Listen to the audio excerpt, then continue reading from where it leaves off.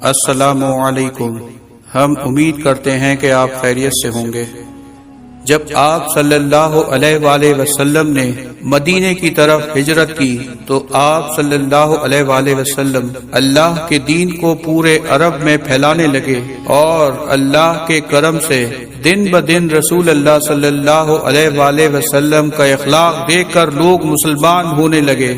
لیکن عرب میں کچھ علاقے ایسے تھے جہاں مسلمانوں پر ظلم ابھی تک قائم تھا، اور ان علاقوں میں سے خیبر ایک ایسا قلعہ تھا جس پر مشرکین اور کفار فخر کیا کرتے تھے۔ اس لیے اللہ کے رسول صلی اللہ علیہ وآلہ وسلم نے خیبر والوں کی اصلاح کرنے کے لیے مدینے والوں کو کہا کہ چلو مل کے خیبر والوں کی اصلاح کرتے ہیں۔ اس وقت لوگ یہ سمجھتے تھے کہ ہمارے رسول صلی اللہ علیہ وآلہ وسلم ہر جگہ علی کو بھیجتے ہیں، اگر ہمیں بھی یہ موقع دیا جائے تو ہم بھی اپنی بہادری کے جوہر دکھائیں۔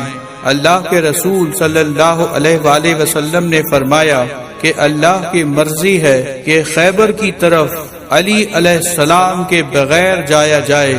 لوگ حیران ہونے لگے کہ خیبر کا اتنا بڑا قلعہ اور وہاں مرہب جو ہزاروں لوگوں سے ایک وقت میں لڑتا ہے، وہاں علی کے بغیر کیسے جائیں؟ اللہ کے رسول صلی اللہ علیہ وآلہ وسلم نے فرمایا، ہر وہ شخص جو اپنے آپ کو بہادر سمجھتا ہے وہ آئے اور یہ سوچ لے کہ کسی کو مال غنیمت نہیں ملے گا۔ اس کے بعد اللہ کے رسول صلی اللہ علیہ وآلہ وسلم 1565 اصحاب کے ساتھ خیبر کی طرف روانہ ہو گئے، جس میں 200 سوار اور باقی پیدل تھے۔ خیبر مدینے سے 171 کلومیٹر دور شمال میں واقع ہے۔ آپ صلی اللہ علیہ وآلہ وسلم تقریباً نصف راستہ طے کرنے کے بعد اس راستے سے آئے جو شام سے ہوتے ہوئے خیبر کی طرف آتا ہے۔ آپ صلی اللہ علیہ وآلہ وسلم جب خیبر کے قریب پہنچے تو کچھ منافقین نے آپ صلی اللہ علیہ وآلہ وسلم کی خبر پہلے ہی خیبر پہنچا دی تھی۔ خیبر والے اپنے قلعے پر کھڑے ہو گئے اور زور زور سے ہنسنے لگے اور یہ کہنے لگے کہ اے محمد، یہ مٹھی بھر لوگ لے کر آپ قلعہ فتح کرنے آئے ہیں۔ سب زور زور سے ہنس رہے تھے اور یہ کہہ رہے تھے کہ آپ مرہب کی تلوار سے ناواقف ہیں؟ کیا آپ حارث کی تلوار سے ناواقف ہیں؟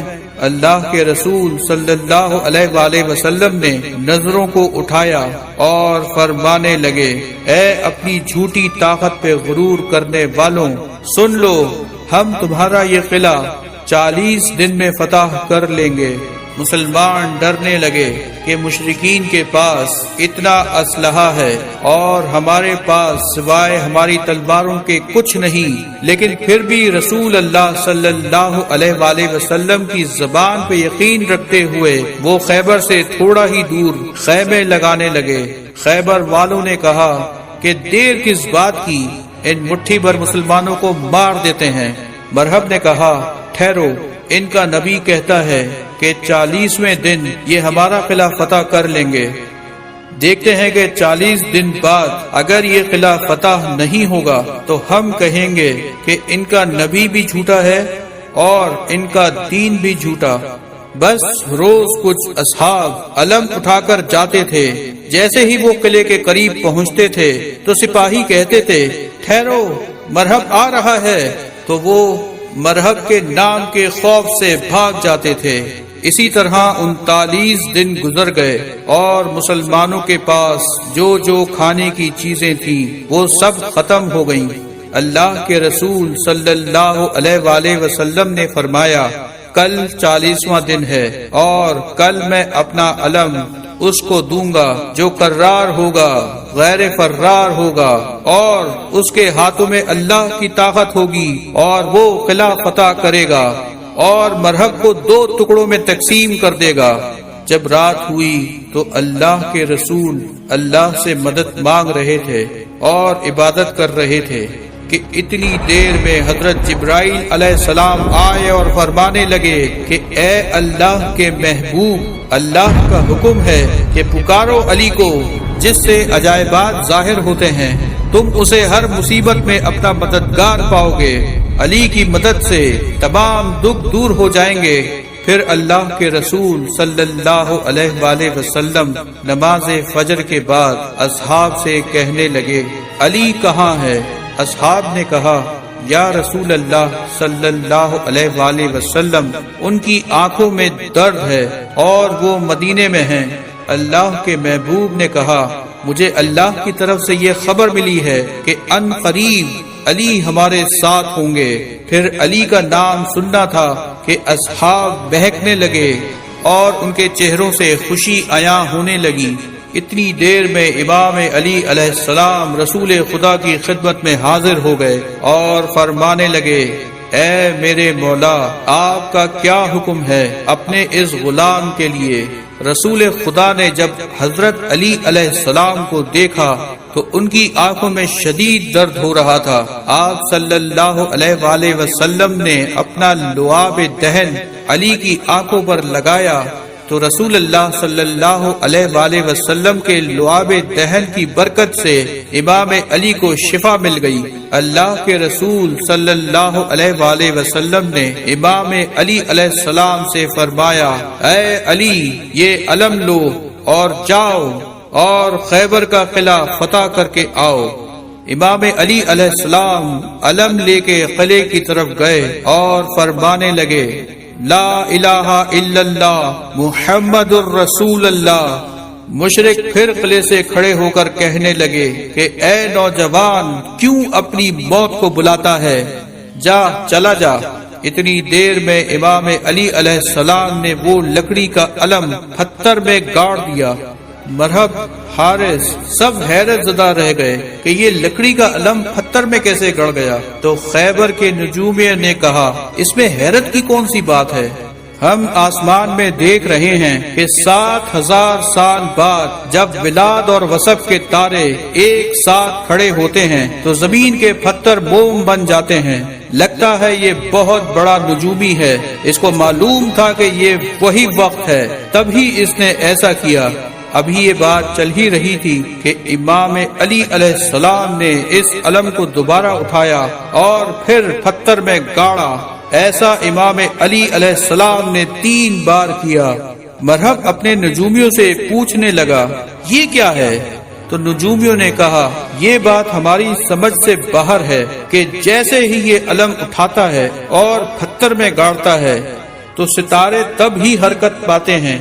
لگتا یہ ہے کہ یہ ستاروں کو نہیں بلکہ ستارے اس کو دیکھ کر چل رہے ہیں۔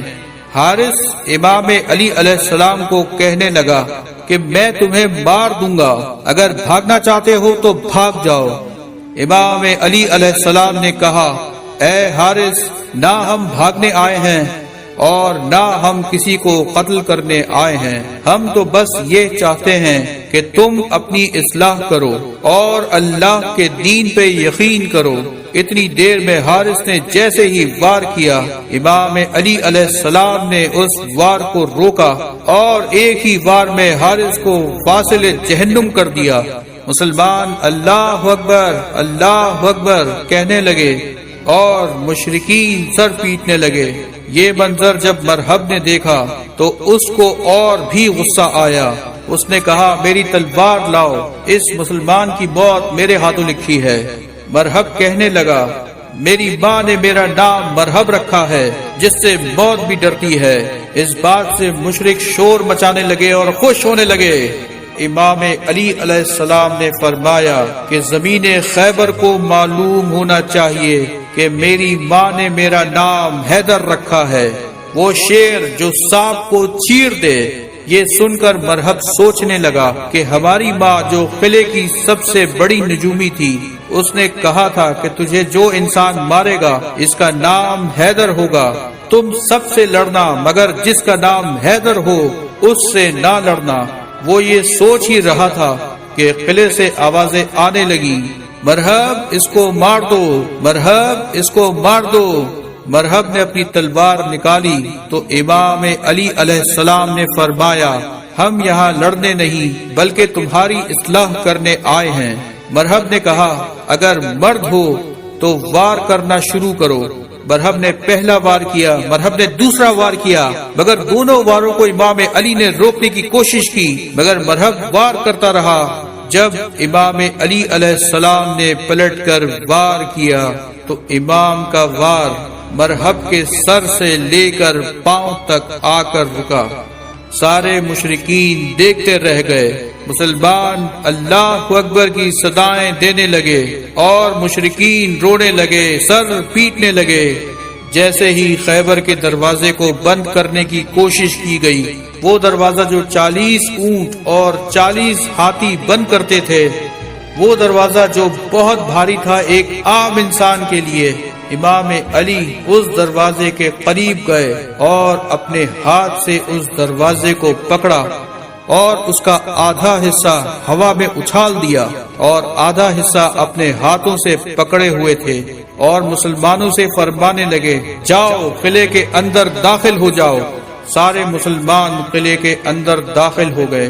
امام علی علیہ السلام اپنے ہاتھوں سے اس دروازے کو پکڑ کر کھڑے تھے کہ اتنی دیر میں حضرت محمد مصطفیٰ صلی اللہ علیہ وآلہ وسلم اپنے مبارک قدموں کے ساتھ اکیلے اس دروازے سے جانے لگے تو امام علی علیہ السلام کے ہاتھ کانپنے لگے۔ اصحاب نے پوچھا، یا علی، ہم سینکڑوں لوگ دروازے کے اوپر سے جا رہے تھے، آپ کے ہاتھ نہیں کانپے؟ ایک اللہ کا رسول جب دروازے کے اوپر سے گزرا تو آپ کے ہاتھ کانپنے لگے، ایسا کیوں ہے؟ تو امام علی علیہ السلام نے فرمایا کہ امامت کے وزن سے نبوت کا وزن بھاری ہوتا ہے، اور اس طرح جنگ خیبر بھی مسلمانوں نے فتح کر لی، اور اس فتح کا سہرا بھی حضرت علی ابن ابی طالب کے حصے میں آیا۔